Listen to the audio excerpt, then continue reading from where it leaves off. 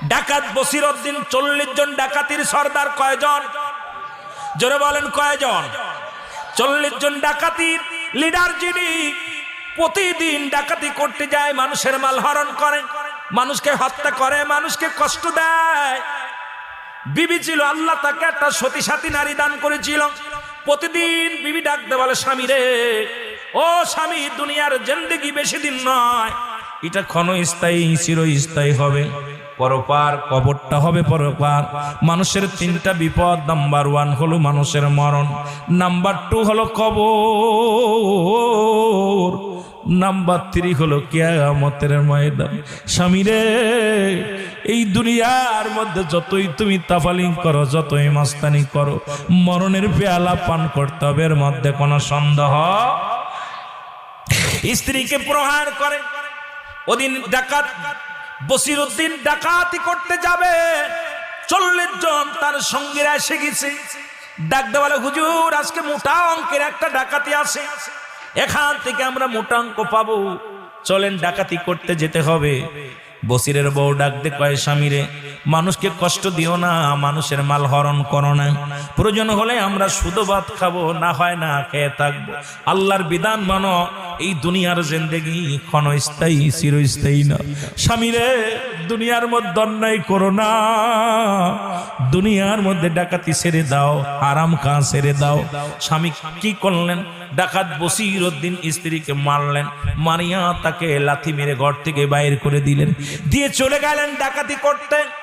ডাকাতি করতে যান, যাইতে যাইতে একটা জঙ্গলের ভিতর দিয়ে যায়। ওখানে দেখেন আজকে যেমন মুসলমান এখানে হলো খালাস পীর, এইরকম খালাস একটা মসজিদ হয়েছে, আজগবি মসজিদ। ওখানে একটা কোরআনের পাখি চোখের পানি ছেড়ে ছেড়ে কান্দে, গভীর রাত্রে বসে বসে কান্দে। জনম দুঃখিনী মা, মারে, তুমি আমার এতিম বানাই চলে গিলা, বাবা গো, তুমি আমার এতিম বানাই চলে গেলা। আজকে টাকার অভাবে তেল কিনতে পারি না, সবক মুখস্থ করতে পারি না।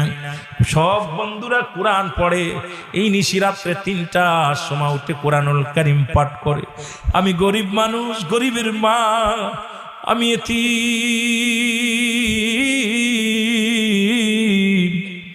এই দুনিয়ার মধ্যে আল্লাহ আমার জনম দুঃখিনী মা নাই, আমার বাবা নাই, আমি কোরআন পড়তে পারি না, ঠিক মতো সবক দিতে পারি না। চোখের পানি ছেড়ে ছেড়ে কাঁদতে লাগলেন। ডাকাত বসিরউদ্দিনের কানে আওয়াজটা শুনলেন। ডাকাত বসিরউদ্দিন কয়, বন্ধুরা রে, তোমরা একটু অপেক্ষা করো, এই জঙ্গলের পাশে একটা কান্নার আওয়াজ শুনতে পাই।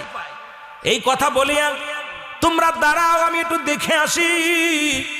দৌড়ে চলে গেলেন ডাকাত বসিরউদ্দিন। যা দেখে একটা বালক চোখের পানি ছেড়ে কান্দে আর বলে, জনম দুঃখিনী মা, মারে, আমারে তুই এতিম বানায়া চলে গেলি রে মা। জনম দুঃখিনী বাবা, আমারে তুমি কার কাছে রেখে গেল গো বাবা? এখন আমার এই পড়ালেখার খরচ কে চালাবে? প্রতিদিন বন্ধুরা সবক দেয়, আমি সবক দিতে পারি না। তেল কিনার বাতি কিনা, বাতি ধরানোর মতো ক্ষমতা নাই। সকালবেলা সবক দিতে পারবো না, কোরআন পড়তে পারবো না। এই কোরআনের প্রেমিক চোখের পানি ছেড়ে ছেড়ে কাঁদতেছে। ডাকাত বসিরউদ্দিন যা বলে, বাবা, মাথার মধ্যে হাত বুলায় দেখ, বাবা তুমি কান্দো কেন? বলে, হুজুর, আমি আপনাকে চিনি না, আপনি গভীর রাত্রে জঙ্গলের মধ্যে কি করেন? কয়, বাবা তুমি গভীর জঙ্গলে কি করো?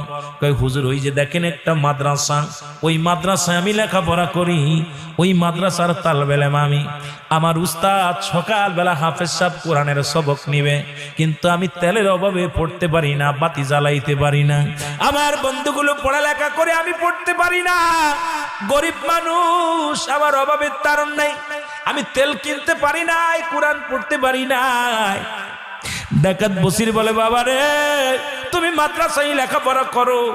এ বাবা শোন, তোর কান্নায় আমার পাগল বানিয়ে দিছে।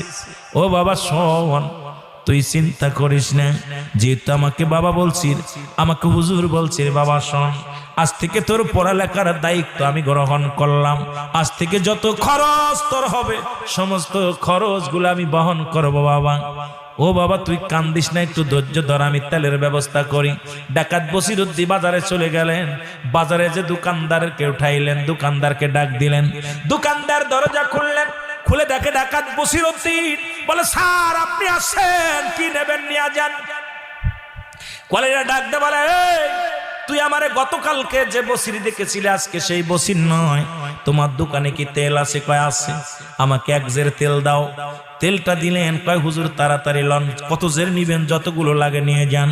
নিয়ে গেলেন এক জের। কয়বার? কোথায় নিতে হবে বলেন? কয় জেরটা আমার মাথায় উঠায় দাও। কয় হুজুর বিয়াদবি মাফ করবেন, আমি তেলটা আপনার মাথায় দিব না, আমি নিয়ে যাব। কোথায় নিতে হবে বলেন? কয় বাবা শোন, তুই গতকালকে যে বসিরকে দেখেছিলি, 10 মিনিট আগে যে বসিরকে দেখেছিলি, আমি সেই বসির আর নাই। আগে বল বাবা তোর তেলের দাম কত? দোকানদার বলে, হুজুর তেলের দাম লাগবে না, আমি আপনার কাছে মাপ চাই, আমি আপনাকে চিনতে পেরেছি। যত লাগে আমি তেল বহন করে মাথায় করে টেনে দিব। জীবনে একটা টাকা নিব না, জীবনে কারুর কাছে বলবো না, যা লাগে আপনাকে দিয়ে দিব, বিনিময় আমি আপনার কাছে জীবন ভিক্ষা চাই। ডাকাত বসির ডাক দে, কয় বাবা আমারে তুই চিনতে ভুল করেছিস। ওই মাদ্রাসার তালবে ইলমের চোখের পানি আমারে পাগল বানাইছে, কোরআনের পাখি আমাকে পাগল বানাইছে। কোরআনের পাখি রে, কোরআন পড়ে, ওই কোরআন শুনে আমি পাগল হয়ে গেছি রে। এই তেলের দাম কত? তাড়াতাড়ি লও, আমি তেলটা টাকা দিয়ে নিব। বসির জোর করে টাকা দিয়ে দিলেন। আর কয় আমার মাথায় উঠায়া দাও। এই মাথায় বন করে কোরআনের পাখির খেদমত করে জীবনটা কাটিয়ে দিতে চায়। জোরে জোরে বলেন আল্লাহু আকবার। আমার ভাইরা, আমার বন্ধুরা, আমার ডাকাত বসিরউদ্দিন মাথায় করে তেল নিয়ে আসলেন। তেল এনে যুবক বালকটারে ডাক দিয়ে বলে, বালক আয়, আজ থেকে তুই কোরআন পড়বি, বাতি জ্বালাইবি, কোরআন পড়বি, আরো যারা পড়তে চায় তাদের পড়তে দিবি, যত তেল লাগে আমি বহন করব বাবা। আজ থেকে তোর খানার টেনশন নাই, আজ থেকে তোর পড়ার টেনশন নাই, আজ থেকে আমি তোর গার্জিয়ান হয়ে গেলাম, আজ থেকে যত খরচ সব আমি বহন করব। এমন মাদ্রাসার ছাত্র আছে আপনারা যাদের পিছে দাঁড়াইছেন, যাদের সহযোগিতা করেছেন, খাবার দিছেন, যাদেরকে টাকা দিছেন, যাদের খেদমত করেছেন, আমার আল্লাহ যেন কোরআনের পাখিদের খেদমতের খাতিরে আমাদের কবুল করে নাই। জোরে বলেন মারহাবা।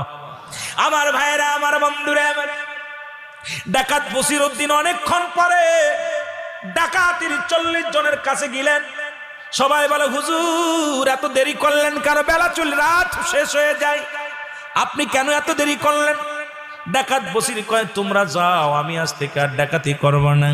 আজকে আমার মন ভালো না, আমি আর ডাকাতি করব না। ডাকাতির সর্দারের মুখে এই কথা শুনে সদস্যরা বলে, হুজুর আপনার কি হলো? যে মানুষটা চিরদিন মানুষের মাল হরণ করেছে, মানুষকে কষ্ট দিছে, আজকে হঠাৎ করে কেন বদলে গেল? একটা কান্নার আওয়াজ শুনিয়া বসির ডাক দে বলে, ভাইরা আমি ওয়াদা করেছি আজ থেকে আর আমি ডাকাতি করব না। তোমরা যাও, তোমরা চলে যাও, তোমরা চলে যাও, আমি না খেয়ে জীবন যাপন করবো, কাউকে কষ্ট দিব না। কাঁদতে লাগলেন। বসিরের চোখে পানি দেখে সদস্যরা বলে, হুজুর জীবনে তো আপনাকে কাঁদতে দেখি না, আপনার চোখে কেন পানি? ডাকাত বসির বলে, ডাকতে বলে, আমার বন্ধুগণ শোনো, আমাকে আর কোনোদিন ডাকাতির জন্য ডাকবা না, কোনোদিন অন্যায় কাজের জন্য ডাকবা না। আমি আর তোমাদের সরদার নয়, আমি এখন সাধারণ বসির, আমি আর ডাকাতির সরদার বসির নাই। এই কথা বলে বাড়ি চলে আসলেন।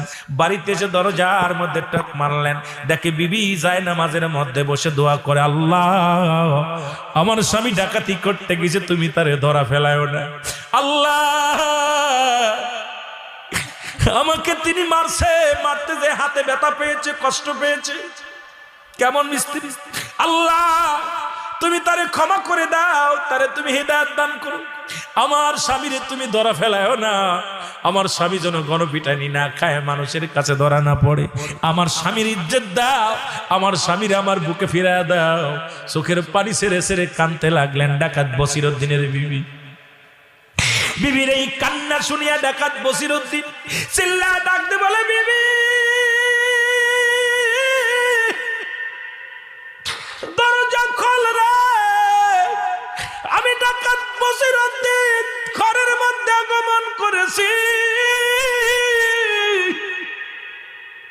বিবি রে, তোরে এত আঘাত করলাম, তোরে এত মারলাম, তারপরও বিবি তুই রাতের অন্ধকারে যাই নামাজের মধ্যে বসে আমার জন্য কান্দিস, আমার জন্য চোখের পানি ফেলিস। বিবি রে, আমি ভুল করেছি, ওয়াদা করেছি আর জীবনে কোনোদিন ডাকাতি করব না, জীবনে আর অন্যায় পথে চলবো না, আল্লাহ যেন আমারে মাফ করে দেয়। জোরে জোরে বলেন আল্লাহু আকবার। এ আমার ভাইয়েরা, আমার বন্ধুরা, গভীর মনোযোগ। ডাকাতির বিবি ডাকতে বলে, বিবি, বিবির কাছে কাঁদতে লাগলেন। বিবি ডাকতে কয়, স্বামীরে সকাল হলে যাব। এ মুসলমান শুনে নেন, গভীর মনোযোগ। আমার বাবারা, কুতুবউদ্দিন বখতিয়ার কাকির দরবারে সকালবেলা চলে গেলেন। আল্লাহু আকবার বলেন না। কুতুবউদ্দিন বখতিয়ার কাকির দরবারে যাইয়া স্বামী স্ত্রী বায়াত হাতের পদ দিয়ে কালেমা পড়লেন, তওবা করলেন। গভীর রাত্রে স্বপ্নে দেখে, বসির রে, তোর কপাল খুলছে রে, কপাল খুলে গেছে, কপাল খুলে গেছে।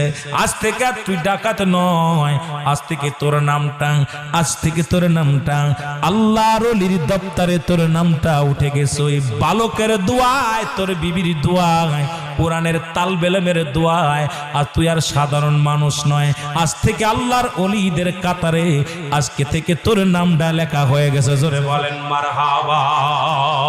আর একটু জোরে বলেন আল্লাহু আকবার। একজন তালবেলেমের দোয়ায়, কোরআনের একজন পাখির দোয়ায় আল্লাহ তার জগৎ বিখ্যাত একজন আল্লাহর ওলি হলেন, আর বায়াত গ্রহণ করলেন, তওবা করলেন। কুতুবউদ্দিন বখতিয়ার কাকির দরবারে যাইয়া কুতুবউদ্দিন বখতিয়ার বলে, বসির রে, তুমি দুনিয়ার মধ্যে এমন কি কাজ করেছো? বসির বলে, হুজুর, আমি এমন কিছু কাজ করি নাই। কই, বসির রে, তোমার নাম শুনেছি, তুমি এই মহল্লার মধ্যে বড় ডাকাত ছিলা, বড় সর্দার ছিলা। আমাকে ইলহামের মাধ্যমে আমি শুনতে পেরেছি তুমি একজন কোরআনের পাখিকে সাহায্য করেছো, একজন বালককে, একজন অসহায় বালকের ওই কোরআন পড়ে তাকে তুমি সহযোগিতা করেছো, নিজের মাথায় করে বহন করেছো তেলের ঝাঁকা, তেলের জেদ তুমি বহন করেছো রে বস। আরে আল্লাহ তোমার উপরে এত রাজি, এত খুশি হয়ে গেছে, ওই কোরআন নিয়ে যখনই বসছে সঙ্গে সঙ্গে আমার আল্লাহ তোমারে কবুল করে নিছে। আজকে পৃথিবীর মধ্যে তোমার নামটা আল্লাহর ওলির দপ্তরে আমার মাওলা লিখে দিছে। জোরে জোরে বলেন মারহাবা। আর একটু জোরে বলেন আল্লাহু আকবার। আজকে এত বড় একটা মাদ্রাসা, এ মুসলমান, গভীর মনোযোগ, এ দারুন সুন্নাহ। আজকের এই মাদ্রাসার মধ্যে হাজার হাজার আলেম লেখাপড়া করবে। এলাকার মধ্যে কত মানুষ শুয়ে আছে যাদের কবরে সব পৌঁছানো হবে। যত পড়বে তত চড়বে। সমাজের মধ্যে কোরআনের পাখিগুলো যখন যাবে, আল্লাহ আল্লাহ আল্লাহ পাক দয়া করে মায়া করে এই কোরআনের পাখিদের খাতিরে যেন এলাকার সমস্ত কবরে আযাবগুলো মাফ করে দেয়। জোরে জোরে চিল্লা বলা যাবে না মারহাবা। আর একটু জোরে বলেন আল্লাহু আকবার। সুতরাং আমি আপনাদেরকে বলে যাই, কষ্ট দিব না, 12টা বেজে গেছে। আমি আপনাদের কাছে একটা দাবি করে যাব, এই কোরআনের পাখিদের জন্য যারা সহযোগিতা করেছেন, কোনোদিন এটা বিফলে যাবে না, কোনোদিন এটা বিফলে যেতে পারে না। এদের সহযোগিতা করতে চাই কি চাই না? উঠাউঠি করেন কে বাবা? আপনারা কি দিবেন? মনে করছে হুজুরি, মনে হয় এই মনে হয় টাকা চাওয়া শুরু করবে। আরে আরে পাগলের দল, পাগলের দল। এই হাত উত্তম, এই হাত উত্তম না। এ দিওয়া লাগবে না, আপনাদের দিওয়া লাগবে না, ভয় নেই, বস। হাই হাই, রংপুরের মানুষ খুব চালাক আছে, কয় তালি দিব, টাকা দিব না। আল্লাহ কবুল করুক, জোরে বলেন আমিন। এটা রিয়াজুল জান্নাহ বেহেশতের বাগান। এই বাগানে যতক্ষণ বয়া থাকবেন এটাও লাভ। আল্লামা কুতুবী রাহমাতুল্লাহ বয়ান করে, মানুষ যখন জান্নাতের দিকে রওনা হয়ে যায়, প্রতিটা কদমে কদমে সগীরা গুনাহ মাফ হয়। জোরে বলেন মারহাবা। আর একটু জোরে বলেন মারহাবা। আর ওই জান্নাতের বাগানখানা আঁকড়ে ধরে যখন বান্দা কবরের ভয়ে, জাহান্নামের ভয়ে খাস তওবা করে আল্লাহ বলে ডাক দেয়, আল্লাহ পাক ওই বান্দার জীবনের দরিয়া দরিয়া গুনাহ মাফ করে দেয়। সুবহানাল্লাহ বলেন না? কবিরা গুনাহ করছেন না? কত গুনাহ করছেন? আপনার নামাজ ছেড়ে দেয়া কবিরা গুনাহ, মিথ্যা বলা কবিরা গুনাহ, আপনার দুনিয়া বেগানা মহিলার সঙ্গে দেখা দেয়া কবিরা গুনাহ, বেগানা পুরুষের সঙ্গে দেখা দেয়া কবিরা গুনাহ, হাজার প্রকার গুনাহ করেছেন। এই গুনাহ মাফের দরকার আছে কিনা? জোরে বলেন আছে কিনা? তাহলে এই গুনাহ যদি মাফ করাইতে হয়, এই ময়দানে বসে আখেরি মোনাজাত, শেষ ভালো যার সব ভালো তার। জোরে কোন ঠিক কিনা? জোরে বলেন ঠিক কিনা? এই দোয়ার দরকার আছে কিনা? আরো বলেন তা আছে কিনা? তা আপনারা যারা উঠে গেলেন, আপনাদের দেওয়া লাগবে না, মাদ্রাসা ছাত্রদেরকে ভালোবাসেন। এরে আপনি দিলে ওরা আল্লাহ আল্লাহ তাদের কবুল করেছে। আপনি দিলেই বা কি না দিলেও এই দাদুরদের মতো 2-4 জন লোক থাকলেই হবে ইনশাআল্লাহ। আল্লাহ দিনের কাজ আল্লাহ চালাইবে, কোন ভাবে চালাবে আল্লাহই ভালো জানে। এই ফয়সালা আল্লাহ দিব। জোরে কোন ঠিক কিনা? জোরে বলেন ঠিক কিনা? হয়তো 2 দিন পরে, নয়তো 2 দিন আগে। জোরে বলেন ঠিক কিনা? তা আমি আপনাদের কাছে যেহেতু উঠাউঠি শুরু করেছেন, মাদ্রাসার ছাত্রদের জন্য একটু আমার কাছে বলছে হুজুর একটু দিবেন। তা যেহেতু আগের বক্তা উঠাইছে, আমার উঠানো ঠিক ছিল না, যেহেতু আগে কালেকশন করছে, যদি কোনো দরদি বান্দা, আমি ওয়াজ করার এখন ওয়াজ শুরু হয়নি, কেবল মাত্র সবে মাত্র কয়টা পয়েন্টের উপরে কথা বলছি, আস্তে আস্তে আলোচনায় যাবো। কিন্তু আপনাদের যে অবস্থা দেখলাম যে 12টা বাজতে বাজতেই শুরু করছেন আসা যা, আসলে তাবারকের একটু প্রয়োজন ছিল। অনেক দূর থেকে আসছেন, খোদা লাগছে, বুঝিও। রাত 12টার পর থেকেও কারো জাগানোর একটান নাই, আর রাত 3টার পরে কারো জাগানোর একটান নাই। আল্লাহু আকবার। কালকে নাকি 1টা পর্যন্ত হয়েছে। আমিন বলেন, আমিন বলেন। কোন দরদি বান্দা আছেন যে এই মাদ্রাসার জন্য 10,000 টাকা 5,000 টাকা আপনারা দিবেন? যেহেতু উঠাউঠি শুরু করছেন, দেখি দিয়ে আপনারা কেমন যে দেওয়ার জন্য উঠছে না কেমনি পলানোর জন্য উঠছে, বোঝা যাবে না। নগদ না বাকি? নগদ না বাকি? কি নাম?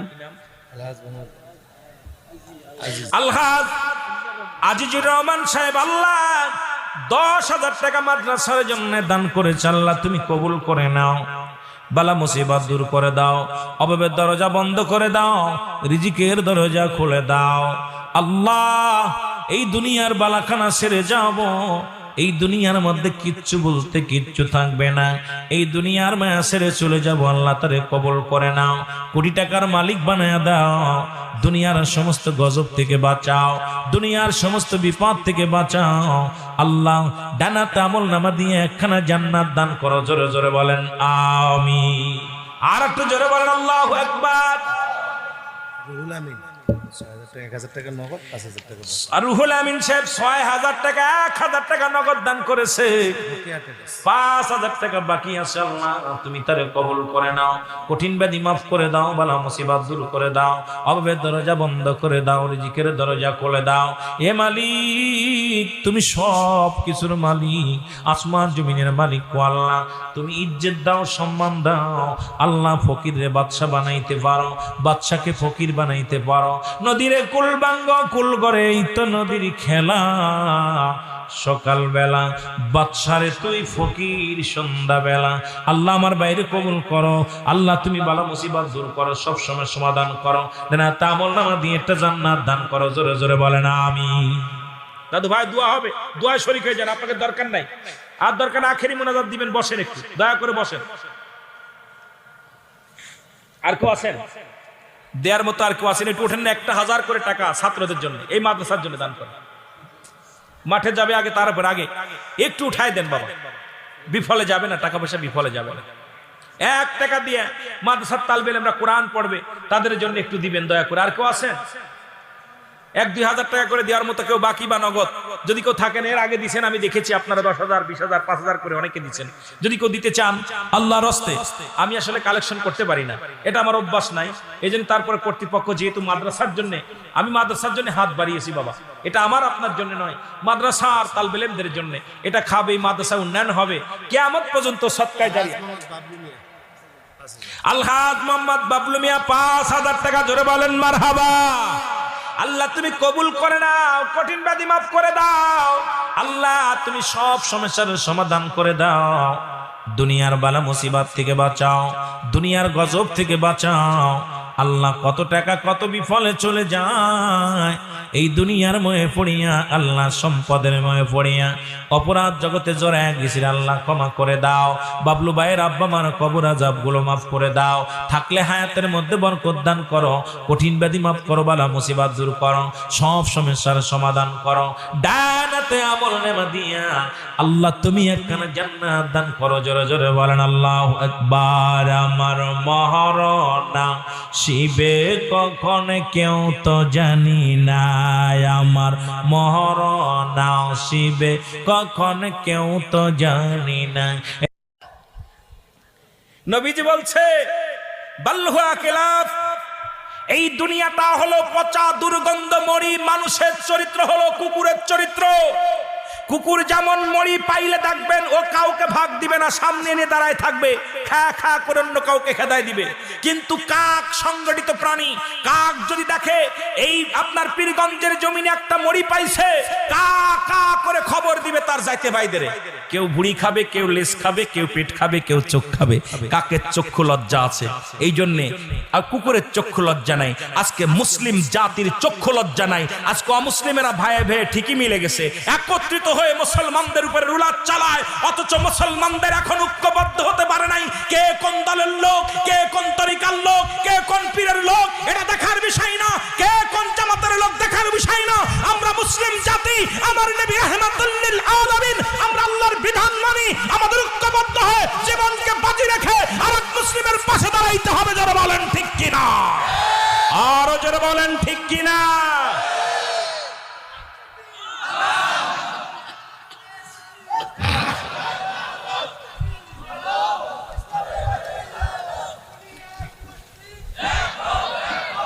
কষ্ট পাচ্ছেন? দেখবেন বাংলাদেশের সরমুনার সাথে সারসিনার মিল নাই, সারসিনার সঙ্গে ফুরফুরা মিল নাই। আপনারা হয়তো কষ্ট পেয়ে দেবেন, আমি সত্য কথা বলে যাব, আমি ভয় করি না। আমি রুহুল আমিন সিদ্দিকীর জবান দিয়ে এভাবেই আওয়াজ চলে। কে ভালোবাসলো আর কে ভালোবাসলো না আমার কিচ্ছু যায় আসে না। কে এত ভেদাভেদি কেন, এত ভাদার কেন? আমরা এক নবীর উম্মত, বিধান আল্লাহর এক। আমরা নামাজ পড়ি একদিকেই, আমরা সবকিছু আমরা ভুলে, সবকিছু বিধান ভুলে, কারণ এগুলো ভুলে যে ঐক্যবদ্ধ হয়ে যদি মুসলিম জাতি একবার এক কাতারে দাঁড়াইতে পারে, আকাশে পথ করে ইসলামের পতাকা উড়বে। জোরে বলেন ঠিক কিনা, আরো জোরে বলেন ঠিক কিনা।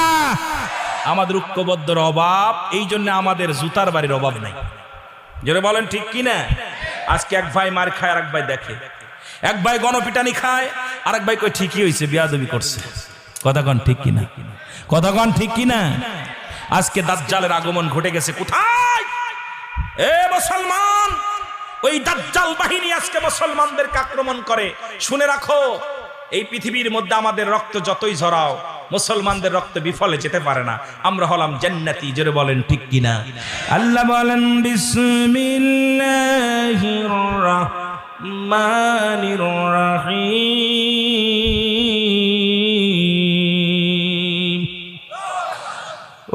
উইদ্দাত লিল কাফিরিন। কাফের বেঈমান মুনাফিকদের জন্য প্রস্তুত করা আছে ৭টা জাহান্নাম।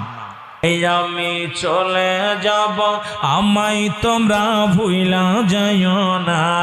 আমি চলে যাব, আমায় তোমরা ভুইলা যাইও না। আমার মহরণ আসিবে কখন কেউ তো জানি না।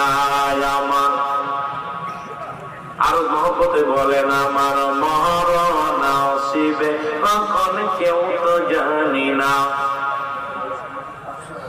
আল্লাহ দিলু সাংবাদিক 500 টাকা খাবেন ভাই, 500 টাকা আল্লাহ কবুল করে নাও। জানে বারে বরকত দান করো, কঠিন দাবি মাফ করে দাও। আল্লাহ তুমি টাকা খাও না, পয়সা খাও না, দুনিয়ার সম্পদের পায়ে পুড়িয়ে আমরা আল্লাহ ভুলে গেছি তোমার বিধান। বলনা আমাদেরকে ক্ষমা করে দাও, আমাদেরকে মাফ করে দাও। আল্লাহ দুই ভাই কবুল করে নাও। জানে মানে বরকত দান করো। দুনিয়ার গজব থেকে বাঁচাও, দুনিয়ার বিপদ থেকে বাঁচাও, দুনিয়ার সব সমস্যার সমাধান করে দাও। তা মর্যাদা দিয়ে একটা জান্নাত দান করো। জোরে জোরে বলেন আমিন। আলম মেম্বার 500 টাকা জোরে বলেন মারহাবা। আল্লাহ তুমি কবুল করে নাও, কঠিন ব্যাধি মাফ করে দাও, বালা মুসিবত দূর করো। কত টাকা কত বিফলে যায়, আল্লাহ এই টাকা তোমার বাবার দান করেছে আমার ভাইরা, তাদের দানকে কবুল করে নাও, সব সমস্যার সমাধান করে দাও আল্লাহ। কঠিন ব্যাধি মাফ করো আল্লাহ, গজব থেকে বাঁচাও, বিপদ থেকে বাঁচাও আল্লাহ। এই দুনিয়ার সব কিছু পড়ে থাকবে, একদিন আমরা থাকবো না। কবর যেদিন একবারে একটা শোয়াইবে, ওই অন্ধকার কবর হবে বড় কঠিন রে আল্লাহ। ওই কবরে শোয়ার আগে আল্লাহ তুমি আমাদের ইমানকে মজবুত বানাইয়া দিও, দানকে কবুল করে নিও।